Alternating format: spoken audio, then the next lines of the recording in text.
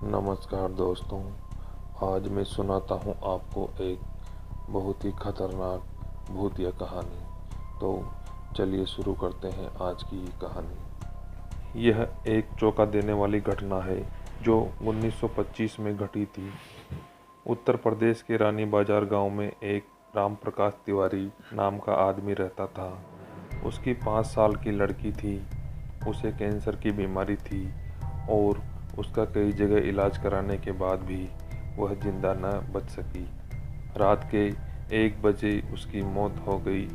उसी रात को एक दूसरे गांव में मोहिनी नाम की एक औरत का भी ट्रक से टकराने की वजह से मौत हो गई।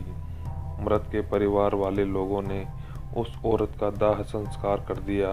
दूसरी तरफ जब रानी बाजार में उस मृत लड़की को दफन करने के लिए जंगल में ले जा रहे थे, अचानक रास्ते में उसके शरीर में कुछ हलचल हुई और वह उठ खड़ी हुई।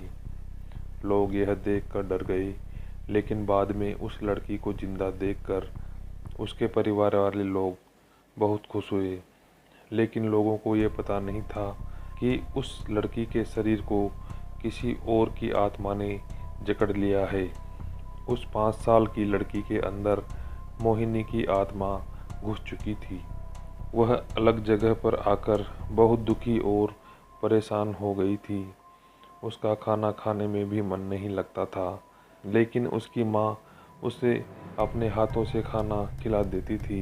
एक दिन वह लड़की अपनी माँ के साथ उसके मामा के घर जा रही थी और रास्ते में अचानक वह जगह आई जहाँ मोहिनी की ट्रक से मौत हो गई थी। उस बच्चे ने अपनी माँ को इशारा करके बताया कि यह रास्ता उसके गांव की तरफ जाता है। उसकी माँ ने उसकी बातों को अनसुना कर दिया और अपने मामा के घर पहुंच गई। उसके मामा के घर के पास ही मोहिनी के गांव की एक औरत सिमरन किसी काम से आई हुई थी। मोहिनी की आत्मा ने उसको पहचान लिया और उसको आवाज़ देने लगी। सिमरन को लड़की के मुंह से अपना नाम सुनकर आश्चर्य हुआ। सिमरन के पूछने पर उस लड़की ने उसको अपनी पूरी घटना बता दी और बोली कि मेरी मौत से पहले ही मेरे घर वालों ने मुझे जला दिया था और मैं इस बच्ची के खाली शरीर को देखकर इसमें रहने लगी। जब सिमरन ने यह बात सुनी तो उसने अपने गांव जाकर सारे गांव वालों को यह बात बता दी और उसका पूरा परिवार मोहिनी से मिलने आ गया। उस लड़की ने सबको पहचान लिया और वह अपने पूरे परिवार के साथ अपने गांव चली गई और उसने वापस रानी बाजार आने से मना कर दिया, लेकिन लोगों के समझाने पर वह मान गई। इस तरह वह दोनों परिवारों के साथ रहने लगी। इस कहानी से पता चलता है कि कभी किसी की अधूरी इच्छा पूरी ना हुई हो तो उसकी आत्मा किसी और के शरीर में भी जा सकती है।